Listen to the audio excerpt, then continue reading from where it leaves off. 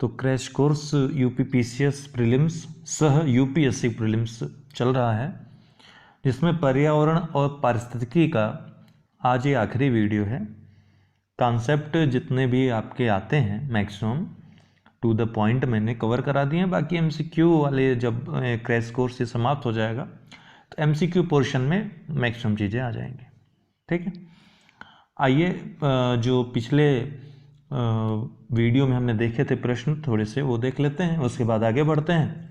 आज हम 75 प्रश्न आपको आए हुए जो विभिन्न परीक्षाओं में हैं वो भी करवाएंगे, जो बहुत महत्वपूर्ण है आपके लिए। साथ ही बताना चाहता हूं कि आरओ एआरओ समीक्षा अधिकारी सहायक समीक्षा अधिकारी का आज से ही क्रैश कोर्स स्टार्ट होगा अनअकैडमी पे, और मैं आपको टाइमिंग अपनी बता दूंगा। मैं ही पूरा करवाऊंगा, वो आप जो विज्ञापन देख रहे हैं उस पर मत जाइए। मैं जो भी उसमें क्रैश कोर्स में करवाऊंगा आपको वीडियो शेयर कर दूंगा, आप लोग उसको देख सकते हैं। लेकिन अनअकैडमी लर्निंग ऐप आप अवश्य डाउनलोड कर लें ताकि आपको नोटिफिकेशन मिले तो आप वीडियो देख पाएँ। इसके लिए आपके पास ऐप होना चाहिए। तो वैश्विक पर्यावरण सुविधा GEF ग्लोबल एनवायरनमेंट फैसिलिटी के ट्रस्टी के रूप में कार्य करता है। कौन कार्य करता है? विश्व बैंक कार्य करता है। 1992 में पृथ्वी सम्मेलन जो रियो डी जेनेरियो में हुआ था वहीं पर GEF की स्थापना की जाती है। वर्तमान में ये इन 5 महत्वपूर्ण कन्वेंशंस के लिए वित्त प्रबंधन करता है। किसके लिए? CBD के लिए, UNFCCC के लिए, POPs जो स्टॉकहोम सम्मेलन POPs के लिए था उनके लिए, UNCCD के लिए और मीना माता कन्वेंशन के लिए। थोड़ा तेज बोल रहे हैं, ठीक है, हमको लगा कि आवाज़ स्लो जा रही होगी। ग्रीन डील नामक पहल प्रारंभ की है। किसने प्रारंभ की है ग्रीन डील नामक पहल? तो ये पहल जो है ग्रीन डील, इसको प्रारंभ किया है किसने? यूरोपीय संघ ने शुरू किया है। ठीक है, यूरोपीय संघ ने ग्रीन डील नामक पहल प्रारंभ की है। इसका लक्ष्य है 2050 तक जलवायु तटस्थता की स्थिति को प्राप्त करना अपने अपने देश में। हाल ही में किस देश ने 2050 तक ग्रीन हाउस गैसेस के उत्सर्जन को 0 तक कम करने के लक्ष्य हेतु जीरो कार्बन कानून पारित किया है? आपको पता है, न्यूजीलैंड, बताया था मैंने। A race we can win, a race we must win, ये थीम किससे संबंधित है? तो संयुक्त राष्ट्र का जो जलवायु कार्यवाही शिखर सम्मेलन होता है ये उस शिखर सम्मेलन से संबंधित है, उसमें यह थीम रखी गई थी। ठीक है, संयुक्त राष्ट्र जलवायु कार्यवाही शिखर सम्मेलन, ये थीम किसके लिए थी? पेरिस समझौते में तेजी लाने के लिए। चलिए, विभिन्न घास के मैदान पूछता है, तो उष्णकटिबंधीय घास के मैदान और शीतोष्णकटिबंधीय घास के मैदान दोनों से प्रश्न आते हैं आपके पास। तो उष्णकटिबंधीय में कंपास जो है दक्षिण पूर्वी ब्राजील में जो घास के मैदान पाए जाते हैं कंपास कहलाते हैं। उत्तर क्षेत्र अफ्रीका, जो अफ्रीकी का उत्तर क्षेत्र है उसको पार्कलैंड कहते हैं। सेल्वासा ये अमेजन बेसिन में, सवाना पूर्वी अफ्रीका या सूडान के एरिया में, लानोस वेनेजुएला में। वहीं शीतोष्णकटिबंधीय जो घास के मैदान है पंपास और अर्जेंटीना और उरुग्वे में, प्रेरी उत्तर अमेरिका और कनाडा में, या उत्तरी अमेरिका कह सकते हैं। उत्तर अमेरिका कनाडा अलग अलग नहीं होता है, USA और कनाडा होना चाहिए था, उत्तर अमेरिका में ही कनाडा आता है। डाउन्स ऑस्ट्रेलिया, वेल्ड दक्षिण अफ्रीका, स्टेपीज यूरेशिया अर्थात पूर्वी यूरोप और मध्य एशिया, कैंटबेरी या कैंटरबेरी ये न्यूजीलैंड, पुस्टाज हंगरी। ठीक, इतना आप याद कर लीजिए, ये प्रश्न आएगा ही आएगा कहीं ना कहीं आपको। ये विभिन्न पशु पक्षी हैं, उनके आदर्श निवास स्थान, प्राकृतिक स्थान या फिर जहाँ वो प्रवास करते हैं, आदर्श स्थान उनके जो उनके देश में नहीं मिल पाते तो उसकी खोज में ये प्रवास में आते हैं, तो उन सब के नाम हैं। तो साइबेरियन सारस केवलादेव राष्ट्रीय उद्यान में साइबेरिया के क्षेत्र से आते हैं, यहाँ पर पनाह लेते हैं राजस्थान में। पक्षियों का स्वर्ग किसको कहा जाता है? केवलादेव घाना राष्ट्रीय उद्यान जो कि राजस्थान में, इसको पक्षियों का स्वर्ग भी कहा जाता है। एशियाई शेरों का घर किसे कहा जाता है? गिर अभयारण्य गुजरात। एशियाई बबर शेर कहाँ पाए जाते हैं? तो गिर अभयारण्य गुजरात में। हिम तेंदुआ कहाँ पाया जाता है? पिन घाटी राष्ट्रीय उद्यान जो कि हिमाचल प्रदेश में स्थित है। हिम भालू पिन घाटी राष्ट्रीय उद्यान हिमाचल प्रदेश। सिंह पुच्छ बंदर कहाँ पाए जाते हैं, आ चुका है ये। कुद्रेमुख राष्ट्रीय उद्यान कर्नाटक में। दुर्लभ सफेद बाघ कहाँ पाए जाते हैं, नंदनकानन उड़ीसा में। हांगुल मृग दाचीग्राम राष्ट्रीय उद्यान जम्मू कश्मीर में। कस्तूरी मृग बद्रीनाथ अभ्यारण्य उत्तराखंड में। ओलिव रिडले कछुआ भितरकनिका अभ्यारण्य उड़ीसा। एक सींग वाले गैंडा काजीरंगा उद्यान असम। संगाय हिरण ये केबुल लामजाओ राष्ट्रीय उद्यान मणिपुर में। जंगली गधों का अभ्यारण्य जंगली गधा अभ्यारण्य जो कि गुजरात में है, नाम ही इसका है। लवण जल मगर भितरकनिका अभ्यारण्य उड़ीसा में, ठीक है। लवण जल मगर। महान भारतीय सारंग मरुस्थली राष्ट्रीय उद्यान राजस्थान में। चिंकारा मरुस्थल राष्ट्रीय उद्यान राजस्थान। चिंकारा के शिकार में सलमान खान फंसे भी थे। नीलगिरी की मेघ बकरियां इराविकुलम राष्ट्रीय पार्क केरल में। हलूक गिब्बन ये पूर्वोत्तर भारत असम के क्षेत्र में। पेलिकन व समुद्री पक्षी के लिए केला मेरू पक्षी अभ्यारण्य आंध्र प्रदेश। ये पेलिकन पक्षी भी प्रवासी पक्षी हैं, ये आपके पूर्वी जो दक्षिण पश्चिम एशिया है वहाँ से आते हैं। पशु विविधता जो गंभीर संकटग्रस्त प्रजातियां हैं, जो कि रेड डाटा बुक जो होता है IUCN का, उसमें 9 श्रेणियां हैं, उनमें एक गंभीर संकटग्रस्त प्रजातियां हैं, ठीक है। क्रिटिकली इंडेंजर्ड स्पीसीज जिनको कहते हैं। तो कौन कौन से हैं ध्यान रखिएगा। गंभीर संकटग्रस्त पशु, ये पशु हैं पिग्मी हॉट असम में। अंडमानी श्वेत दंत छछुंदर और कांटेदार छछुंदर, ये एग्जाम में पूछा जा चुका है UPSC में। अंडमान व निकोबार द्वीप समूह का ये पशु है।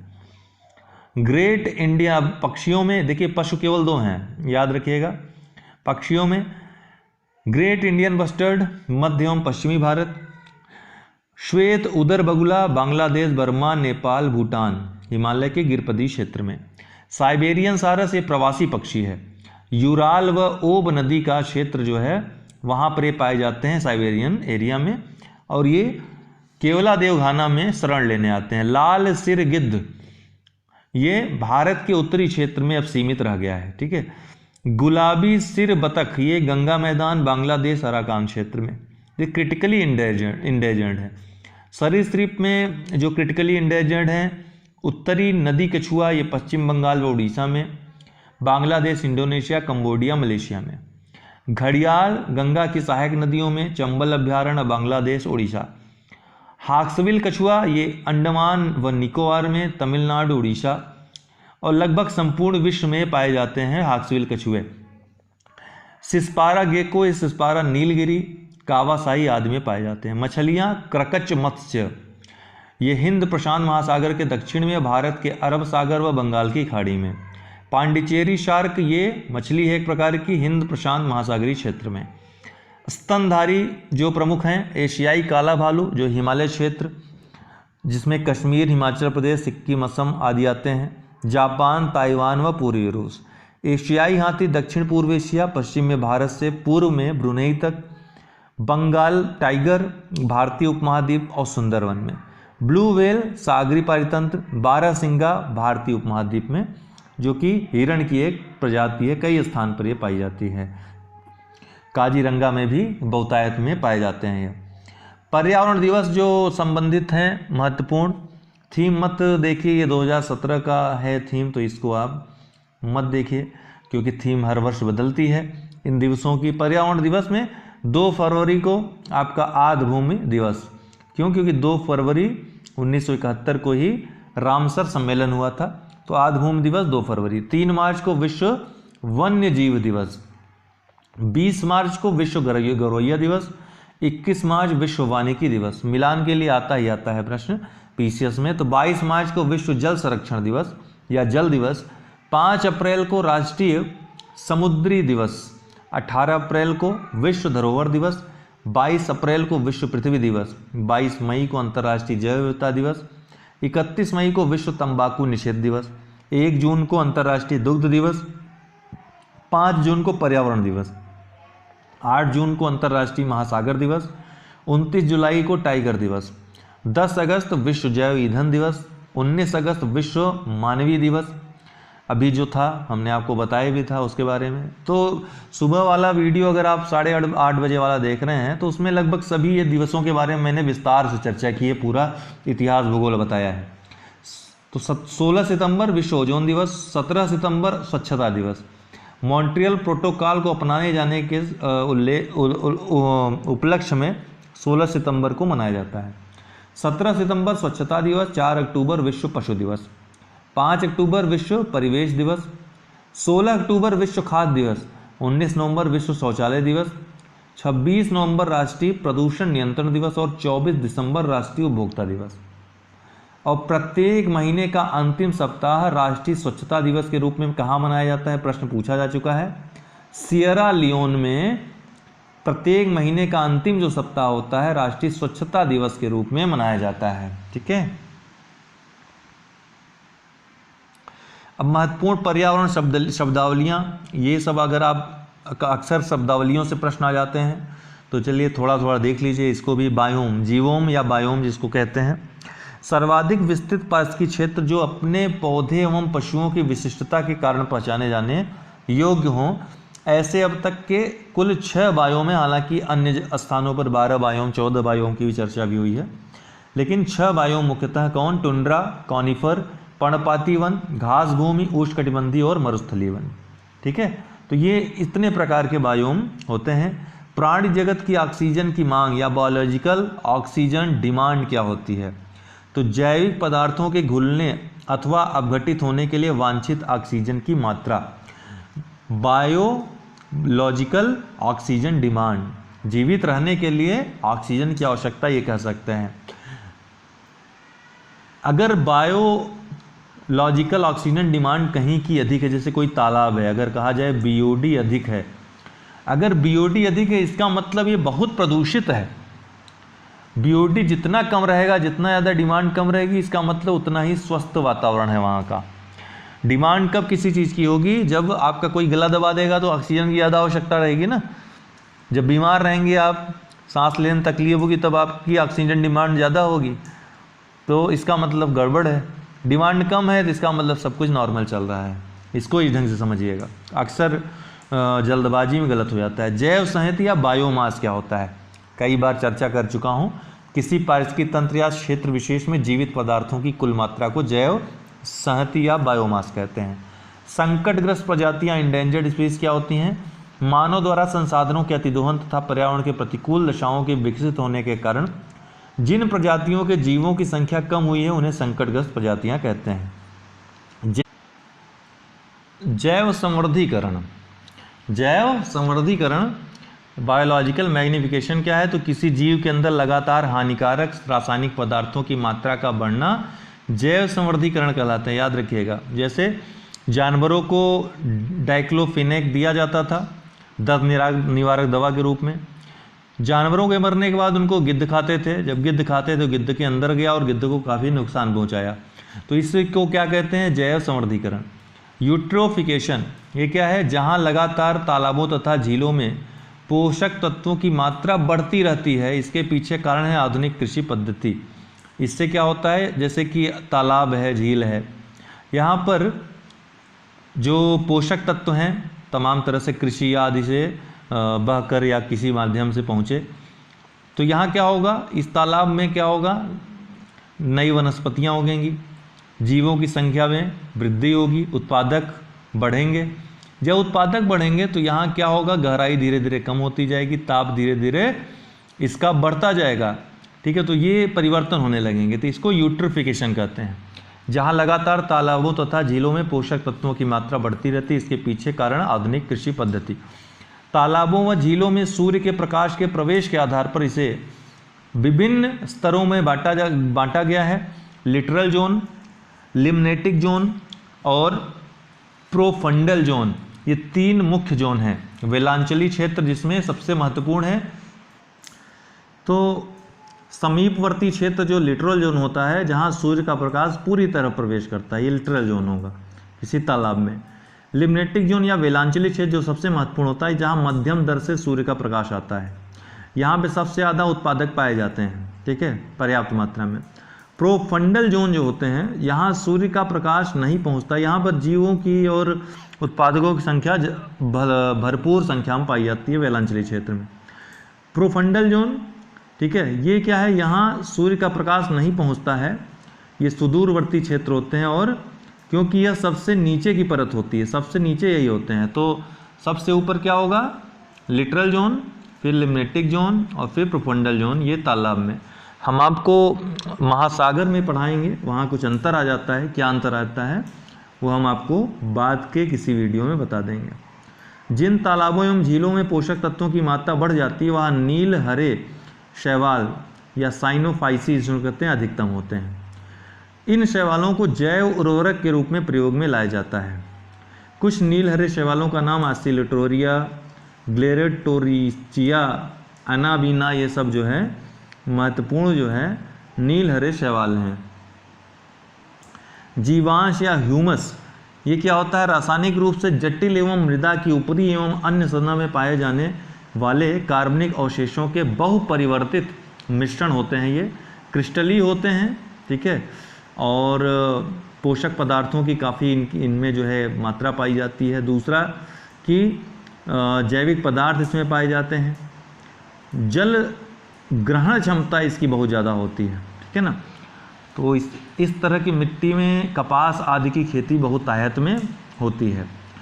आधारभूत प्रजातियां, की स्टोन स्पीसीज़ क्या होती हैं, की स्टोन अक्सर पूछता है, की स्टोन स्पीसीज़ ऐसी प्रजातियां जिनके कारण उस स्थान की पारिस्थितिकी समुदाय की जैव विविधता स्थिर बनी रहती है, क्या कहलाते हैं, की स्टोन प्रजाति कहलाते हैं। ऐसी प्रजातियां जिनके कारण उस स्थान की पारिस्थितिकी समुदाय की जैव विविधता स्थिर बनी रहती है।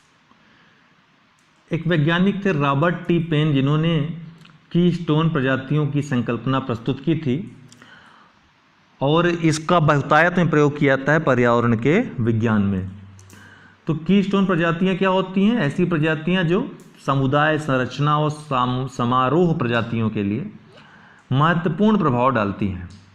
समुदाय संरचना में एक गंभीर परिवर्तन करने में सहायक होती हैं और इन प्रजातियों के विलुप्त होने और नाटकीय परिवर्तन से बहुत सारी परिवर्तन आमूल चूल आ जाते हैं। तो ये बहुत महत्व रखती हैं, ये अपने महत्व के आधार पर जानी जाती हैं। आधारभूत प्रजातियां इनको कहते हैं किसी स्थान की। फ्लैगशिप प्रजातियां, फ्लैगशिप स्पीसीज, ये क्या होती हैं, पौधे एवं जंतुओं की वे प्रजाति जो लोगों के मध्य लोकप्रिय है तथा लोगों का ध्यान अपने संरक्षण और आवास की सुरक्षा के लिए आकृष्ट करते हैं, ये फ्लैगशिप प्रजातियां कहलाती हैं। जैसे बाघ, हाथी आदि, इनका बहुत महत्व होता है कई दृष्टि से। न्यू प्रजातियां क्या होती हैं, फाउंडेशन स्पीसीज, वे प्रजातियां जो पारिस्थितिकी संतुलन एवं स्थिरता के निर्माण एवं विकास में मुख्य रूप से योगदान देते हैं, वो न्यू या मूल प्रजातियां कहलाती हैं। जैसे किसी पारिस्थितिकी तंत्र में, खेत पारिस्थितिकी तंत्र में सर्प जो है वो महत्वपूर्ण भूमिका निभाता है, क्योंकि कृषि पारिस्थितिकी तंत्र में चूहे जो है काफ़ी फसल नष्ट कर देते हैं। तो सांप चूहों का नाश करके क्या करते हैं कि खेतों को नष्ट होने से, फसलों को नष्ट होने से बचाते हैं। तो ये न्यू प्रजाति उस पारिस्थितिकी के लिए होगी। एक उदाहरण मैं दे रहा हूँ, अनुक्रमण, सक्सेशन, किसी एक प्रकार के प्रजाति का किसी दूसरे प्रकार के प्रजातियों द्वारा उन्हें विस्थापित करना तथा अपने साम्राज्य या समुदाय का निर्माण कर स्थिरता की प्राप्ति करना अनुक्रमण कहलाता है। ये अनुक्रमण की कई प्रक्रियाएं होती हैं, ठीक है ना। प्रतिस्पर्धा से लेकर के संतुलन तक कई प्रक्रियाएं होती हैं, ठीक है। विदेशी प्रजाति की संकल्पना और इसमें देसी प्रजाति जो कि लड़ नहीं पाती, अंततः जो है विदेशी प्रजाति का कब्जा किस तरह से हो जाता है, इसको पढ़ने में बड़ा आनंद आएगा।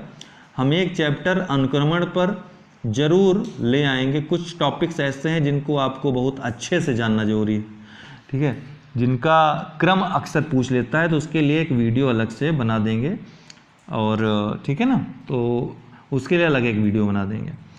हरित क्रांति की बात करें, ग्रीन रेवोल्यूशन, उसके बारे में आपको पता ही है कि उत्पादन को, जो फसलों का उत्पादन है, उत्पादकता को ज़्यादा करने के लिए, उत्पादन को ज़्यादा करने के लिए, ताकि लोगों की भूख मिट सके, हरित क्रांति आई। इसके जो जन्मदाता थे विश्व में अगर देखा जाए नॉर्मन बोरलॉग, और भारत की दृष्टि से देखा जाए तो MS स्वामीनाथन।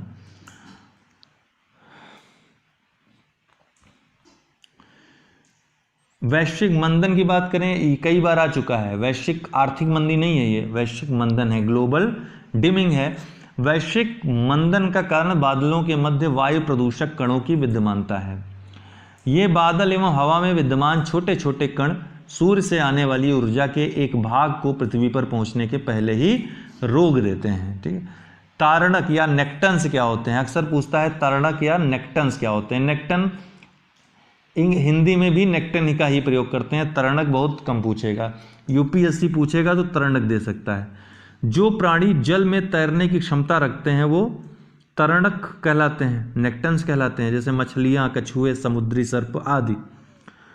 पारिस्थितिकी निके क्या होता है? निकेत या निके क्या होता है? तो ग्रीनेल्स ने इसकी संकल्पना दी थी, आपको मालूम होगा। ग्रीनेल्स किसी जीव द्वारा किसी पारिस्थितिकी तंत्र में उसके द्वारा किए जाने वाली जो प्रक्रिया होती है, ठीक है, जिस तरह से वो रहता है, जिस तरह से अपने भोजन की आपूर्ति करता है, वो पारिस्थितिकी निके कहलाती है। जैसे स्थानीय निके, खाद्य स्तर निके, बहुआयामी निके, उसकी भूमिका क्या होगी पारिस्थितिकी तंत्र में, ये बताता है पारिस्थितिकी निके।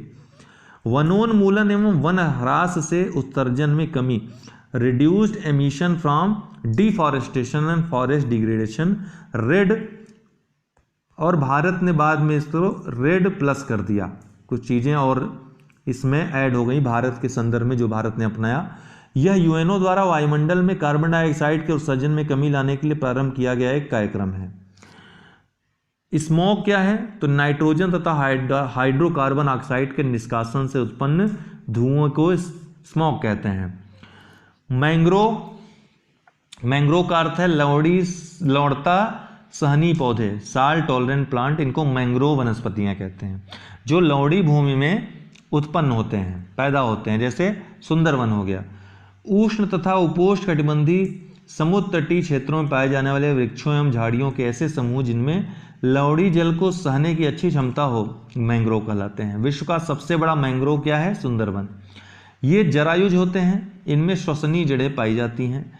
ये वन एस्चुरी, डेल्टा, खाड़ी या द्वीपों आदि पर पाए जाते हैं। जैसे सुंदरवन डेल्टा, ये कहाँ? ब्रह्मपुत्र और गंगा के डेल्टा में स्थित है। भारत में स्थित ओडिशा का मैंग्रोव भितरकनिका बहुत सारे जीव जंतुओं का आवास व प्रजनन स्थल है। सर्वाधिक मैंग्रोव का क्रम जो है भारत में सबसे ज़्यादा पश्चिम बंगाल, फिर गुजरात, फिर अंडमान निकोबार, फिर आंध्र प्रदेश।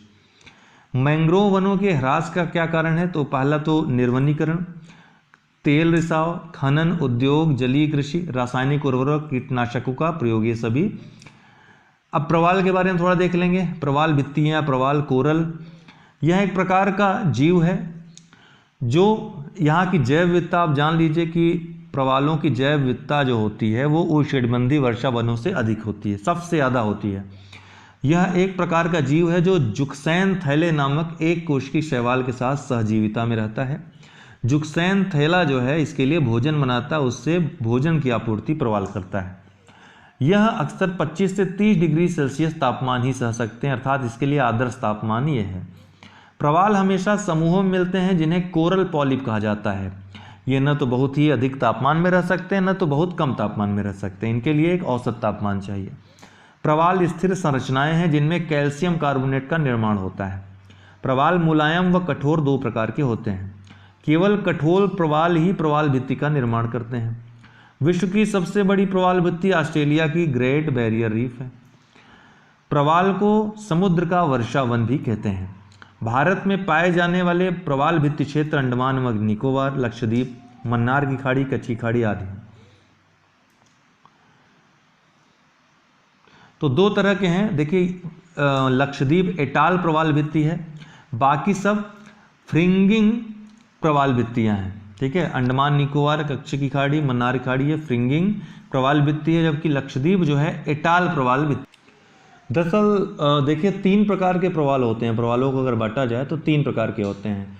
एक फ्रिंगिंग या तटीय प्रवाल भित्ति जिनको कहते हैं, दूसरा एटाल प्रवाल भित्ति, ठीक है, एटॉल्स या अडल प्रवाल या प्रवाल द्वीप, विलय भी इनको कहते हैं, वलय भी कहते हैं, और तीसरा बैरियर रीफ्स, प्रवाल रोधिकाएँ। तो तटीय या फ्रिंगिंग प्रवाल भित्ति वे भित्तियाँ होती हैं जो समुद्र के तट पर पाई जाती हैं और मंच के रूप में ज्वार के समय ये दिखाई पड़ती हैं। जब ज्वार आता है तो ये दिखाई पड़ती हैं मंच के रूप में। प्रवाल रोधिकाएं या बैरियर रीफ्स क्या होते हैं? इस प्रकार की जो भित्तियां होती हैं समुद्र तट से थोड़ी दूर हटकर ये पाई जाती हैं, बैरियर रीफ्स। जैसे ऑस्ट्रेलिया में ग्रेट बैरियर रीफ देखें तो समुद्र तट से थोड़ी अंदर पाई जाती हैं, जिससे कि इनके और तट के बीच में छिछला लैगून बन जाता है, एक प्रकार का झील सा बन जाता है। यदि कहीं पर ये लैगून ज़्यादा गहरे हो जाते हैं तो वे एक अच्छे बंदरगाह का निर्माण भी करते हैं। प्रशांत महासागर में कई ऐसे ज्वालामुखी द्वीप पाए जाते हैं जो भित्तियों से घिरे हुए हैं। अब तीसरा जो है एटाल या प्रवाल द्वीप विलेज जिनको कहते हैं, ये इनके मध्य में द्वीप की अपने लैगून, मतलब इसमें लैगून अंदर पाया जाता है। दरअसल ये थोड़ा अनियमित प्रकार के होते हैं, ठीक है, अनियमित प्रकार के होते हैं। कहीं झील लैगून बन जाता है तो कहीं पर ये रास्ता प्रदान करते हैं लैगून तक पहुंचने का। ये तट के तो पास रहते हैं लेकिन इनकी संरचना कुछ विशेष प्रकार की होती है। इनको प्रवाल द्वीप विलय, एक प्रकार का द्वीप ये बना लेते हैं, जैसे लक्षद्वीप, ठीक है, एक प्रकार का द्वीप का निर्माण ये कर लेते हैं, जिसमें कई लैगून में भी पाए जाते हैं। उन लैगूनों पर जाने का रास्ता भी इन द्वीपों से होकर गुजरता है। तो ऐसे द्वीप क्या कहलाते हैं? एटाल प्रवाल भित्तियां कहलाते हैं, ठीक है, जैसे अपना लक्षद्वीप है। वर्मी कंपोस्टिंग क्या है? कृमि वाले खाद क्या है? यह कार्बनिक कृषि का एक अच्छा उदाहरण है। जैसे भारत में द्रविड़ ग्रैंडिस नामक केचुआ उत्पादकता बढ़ाने में सर्वाधिक प्रयोग में आता है। जैविक उपचार, प्रदूषित मृदा अथवा जल का उपचार करने हेतु पशु अथवा पौधों के सूक्ष्म अवयवों का उपयोग किया जाना जैविक उपचार, बायो रीमेडिएशन कहा जाता है इसको, ठीक है। अक्सर इसका प्रयोग समुद्र में जो तेल रिसाव होता है उस तेल रिसाव को दूर करने के लिए किया जाता है। पर्माकल्चर क्या है? तो प्रकृति में उपयोग में लाई जाने वाली वे सारी आवश्यकताएं जिनके द्वारा विभिन्न प्रकार से किसी पारिस्थितिकी तंत्र को मदद मिलती है किंतु इनका किसी भी तरह का दुष्प्रभाव पर्यावरण पर नहीं पड़ता है, पर्माकल्चर कहलाते हैं। जेनोबायोटिक्स क्या है? कई बार पूछा जा चुका है। तो प्रकृति में पाए जाने वाले प्राकृतिक स्रोतों से जब व्यक्ति किसी ऐसे संश्लेषित पदार्थ का निर्माण करता है जो मानव स्वास्थ्य तथा पर्यावरण के लिए हानिकारक होता है तो जेनोबायोटिक्स कहलाता है। जैसे प्लास्टिक, रासायनिक कीटनाशक, पर्यावरणीय प्रभाव आकलन आदि। प्लास्टिक, रासायनिक कीटनाशक, ठीक है। पर्यावरणीय प्रभाव आकलन या इन्वायरमेंट इम्पैक्ट असेसमेंट क्या है? ये एक विधि है, एक प्रक्रिया है। मानव द्वारा पर्यावरणीय संसाधनों के उपयोग एवं दोहन से तथा कुछ संबंधित नीतियों से पर्यावरण पर जो प्रभाव पड़ता है या संभावित सकारात्मक या नकारात्मक प्रभाव है उसका मूल्यांकन ही पर्यावरणीय प्रभाव आकलन कहलाता है। भारत में इसकी शुरुआत 1976 से 77 में नदी घाटी परियोजना में हुई। कोई परियोजना भी आती है, कोई भी प्रोजेक्ट आता है तो उसका पर्यावरणीय प्रभाव आकलन किया जाता है, उसी आधार पर उसको अनुमति दी या नहीं दी जाती है। समन्वित प्रबंधन प्रणाली, इंटीग्रेटेड मैनेजमेंट सिस्टम क्या है? तो यह कृषि की वह पद्धति है जहां सारी विधियों को एक साथ लेकर प्रयोग किया जाता है एवं रसायनों के प्रयोग को कम से कम करने की कोशिश की जाती है। सस्टेनेबल डेवलपमेंट आपको पता ही है। कार्बन पदछाप क्या होता है तो या फुटप्रिंट क्या होता है? यह प्रत्यक्ष तथा अप्रत्यक्ष रूप से मानव द्वारा जनित हरित गृह गैस के मापन की एक प्रणाली है। इसके अंतर्गत कार्बन उत्सर्जन की दर को मापते हैं। कार्बन अधिग्रहण क्या है? तो मनुष्यों द्वारा जनित कार्बन डाइऑक्साइड को वातावरण से कम करना कार्बन अधिग्रहण कहलाता है। एनजीटी जो कि नेशनल ग्रीन ट्रिब्यूनल है, इसकी स्थापना कब की गई? राष्ट्रीय हरित न्यायाधिकरण की, तो 2010 में नई दिल्ली में। इसकी 4 शाखाएं हैं, भोपाल, पुणे, कोलकाता, चेन्नई। भारत एनजीटी की स्थापना करने वाला तीसरा देश है। अन्य जो देश हैं कौन कौन से हैं? ऑस्ट्रेलिया और न्यूजीलैंड। तो ऑस्ट्रेलिया, न्यूजीलैंड के बाद भारत तीसरा ऐसा देश बना जिसने नेशनल ग्रीन ट्रिब्यूनल बनाया हुआ है। अब महत्वपूर्ण प्रश्नों को देख लेंगे तेजी से, इनके उत्तर आपको देने की जरूरत नहीं, तेजी से चलेंगे। ये प्रश्न बहुतायत में पूछे जाते हैं। तो भारत में पर्यावरण संरक्षण अधिनियम पारित हुआ 1986 में। सौर विकिरण की, आप पॉज करके देखते रहिएगा, सौर विकिरण की सबसे महत्वपूर्ण भूमिका क्या है? किसमें है सौर विकिरण की सबसे महत्वपूर्ण भूमिका? तो जल चक्र में है, क्योंकि जल से वाष्प बनेगा, ठीक है। सारी मतलब इसमें संपूर्ण जो है लगभग भूमिका होती है सौर विकिरण की होती है। राष्ट्रीय पर्यावरण अभियांत्रिकी शोध संस्थान नागपुर में स्थित है। यूएनईपी का मुख्यालय कई बार बता चुका हूँ, नैरोबी केन्या में। ग्रीन पीस इंटरनेशनल का मुख्यालय कहाँ स्थित है? एम्स्टर्डम में। धारणिक कृषि का क्या अर्थ है? भूमि का इस प्रकार प्रयोग कि उसकी गुणवत्ता अक्षुण्ण बनी रहे। हरित विकास ग्रीन डेवलपमेंट का लेखक कौन है? तो ग्रीन डेवलपमेंट का लेखक है WM एडम्स। ठीक है, कौन है? WM Adams. तो सौर विकिरण की सबसे महत्वपूर्ण भूमिका कहाँ है? जल चक्र में। राष्ट्रीय पर्यावरण अभियांत्रिकी शोध संस्थान अवस्थित है नागपुर में। यूएनईपी का मुख्यालय, अच्छा हम ये तो हो ही चुका था, दोबारा पढ़ रहे हैं। हरित विकास या ग्रीन डेवलपमेंट का लेखक कौन है? WM Adams. कई बार पुस्तक का नाम पूछा गया है। पारिस्थितिकी तंत्र की संकल्पना को प्रस्तावित किया था किसने? AGJ टांसले ने। समुद्री वातावरण में मुख्य प्राथमिक उत्पादक कौन होते हैं? फाइटोप्लैंक्टन्स। पारिस्थितिकी पदछाप के माप की इकाई क्या है? भूमंडलीय हेक्टेयर। पारिस्थितिकी पदछाप के माप की इकाई। जैव विविधता के नाश का क्या कारण है? तो ये सभी जो है जैव विविधता के नाश का कारण। प्राकृतिक आवास का विनाश, पर्यावरणीय प्रदूषण, वनों का नाश। लेकिन अगर पूछ लेता सबसे महत्वपूर्ण कारण, तो पहला हो जाता उत्तर। भारत के जैव विविधता प्रखर स्थल या हॉटस्पॉट कौन है? तो पश्चिमी घाट और पूर्वी हिमालय। ठीक है, सेकेंड और थर्ड इसका उत्तर हो जाएगा B। निम्नलिखित में से किन में प्रवाल भित्तियाँ हैं? तो अभी आपने देखा कि अंडमान निकोबार द्वीप समूह। प्रवाल भित्तियाँ पूछ रहा है, कच्छ की खाड़ी, ठीक है, और मन्नारी खाड़ी। 1, 2, 3 इसका उत्तर हो जाएगा। भारतीय संसद द्वारा जैव विविधता अधिनियम पारित किया गया दिसंबर 2002 में। जैव विविधता अधिनियम 2002। निम्नलिखित राज्यों में से किसमें या किनमें सिंहपुच्छी वानर मेकाक अपने प्राकृतिक आवास में पाया जाता है? तो कहाँ पाया जाता है? तमिलनाडु। अभी आपने देखा आज के ही वीडियो में 1, 2 और 3। आंध्रा में नहीं पाया जाता। ग्रीन हाउस इफेक्ट क्या है? तो गैसों के वायुमंडल में जमा होने से पृथ्वी के वातावरण का गर्म होना। ग्रीन हाउस गैसों की संकल्पना किसने दी थी? जोसेफ फोरियर ने दी थी। निम्नलिखित में से कौन सी ग्रीन हाउस गैस नहीं है? तो हाइड्रोजन नहीं है, कई बार पूछा जा चुका है। कार्बन क्रेडिट का दृष्टिकोण, इनमें से आप लोग पॉज करके देखिएगा जो प्रश्न आपको थोड़ा नया लगे। कार्बन क्रेडिट का दृष्टिकोण किससे शुरू हुआ था? क्योटो प्रोटोकॉल में आया था सबसे पहले 1997 में। भारत की जलवायु परिवर्तन पर प्रथम राष्ट्रीय क्रिया योजना प्रकाशित हुई थी, कई बार पूछा गया 2008 में। निम्नलिखित में से कौन सा एक भारत के राष्ट्रीय जलवायु परिवर्तन कार्य योजना के 8 मिशनों में से शामिल नहीं है? तो नाभिकीय शक्ति शामिल नहीं है, बाकी तीनों शामिल हैं। वायुमंडल में उपस्थित ओजोन परत अवशोषित करती है किसे? अल्ट्रावायलेट किरणों को।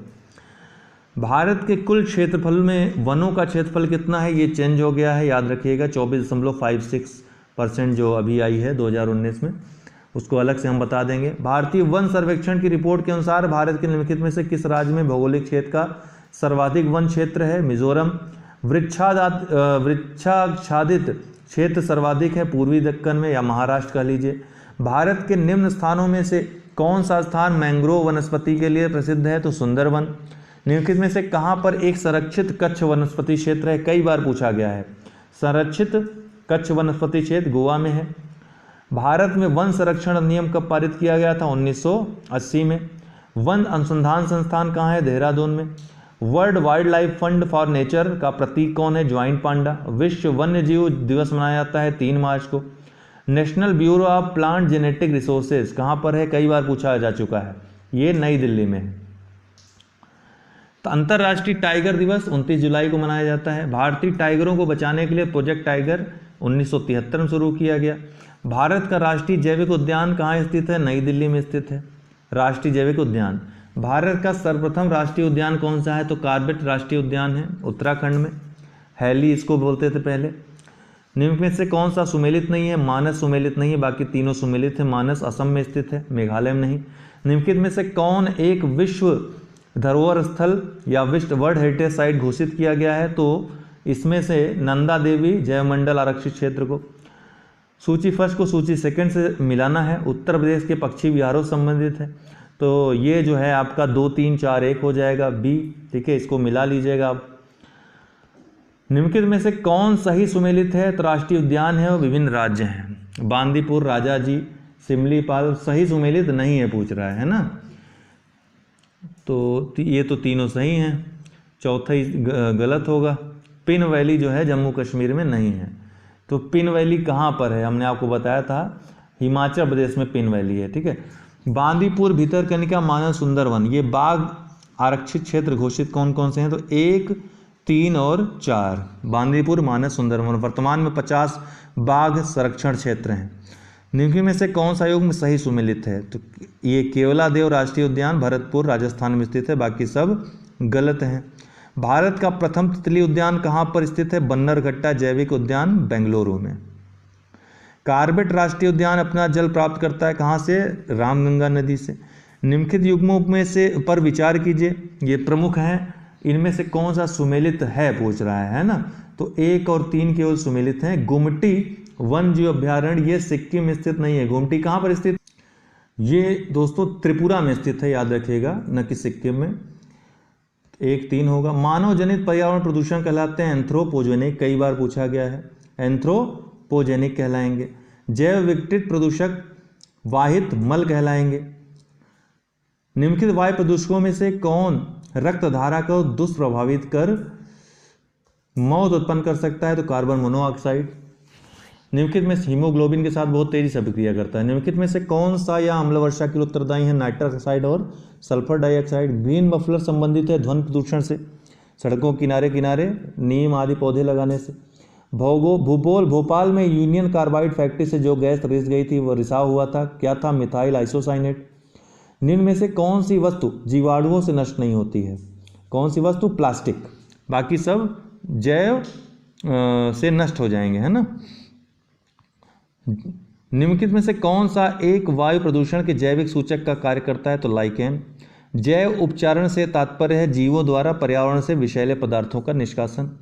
सिगरेट के धुएं में मुख्य प्रदूषक कौन है, कार्बन मोनोऑक्साइड व बेंजीन। अंतर्राष्ट्रीय अम्ल वर्षा सूचना केंद्र स्थापित किया गया है कहाँ, मैनचेस्टर में। विश्व जल संरक्षण दिवस मनाया जाता है 22 मार्च को। भारत में केंद्रीय गंगा प्राधिकरण की स्थापना कब की गई थी, 1985 में। इनमें से किस पर्यावरणविद को जल पुरुष के नाम से जाना जाता है, तो राजेंद्र सिंह को। Water prevention and control of pollution cess act लागू किया गया कब, 1977 में। अंटार्कटिका में भारत के तृतीय शोध केंद्र का क्या नाम है, भारती। कल ही हमने तीनों का देखा था नाम। Central arid zone research institute स्थित है कहाँ पर, जोधपुर में। Indian institute of ecology and environment नई दिल्ली में स्थित है, कई बार पूछा जा चुका है, ध्यान रखिएगा ये। एगमार्क एक्ट भारत में कब लागू किया गया, 1937 में। समुद्री राष्ट्रीय पार्क कहाँ स्थित है, कच्छ की खाड़ी में। एजेंडा 21 में कितने समझौते हैं, तो कुल 4 समझौते हैं। प्रतिष्ठित टाइलर पुरस्कार किस क्षेत्र में दिए जाते हैं, तो पर्यावरण सुरक्षा के क्षेत्र में। ग्लोबल 500 पुरस्कार प्रदान किए जाते हैं पर्यावरण प्रतिरक्षा के लिए। ठीक है। निम्नलिखित से किसे मेगा डाइवर्स देश के रूप में जाना जाता है, तो ऑस्ट्रेलिया। इसके अलावा भारत भी मेगा डाइवर्स, ब्राजील, भारत आदि देश मेगा डाइवर्सिटी वाले देश हैं। निम्न में से किसे डायनासोरस का कब्रिस्तान कहा जाता है, तो मोंटाना को डायनासोरस का कब्रिस्तान कहा जाता है। निम्न देशों में से कौन प्रत्येक मास के अंतिम शनिवार को राष्ट्रीय स्वच्छता दिवस मनाता है, तो सीरा लियोन, अभी हमने देखा आज के वीडियो में। निम्नलिखित में से कौन सदाबहार फल वृक्ष है, तो लोकाट जो है ये सदाबहार फल वृक्ष है।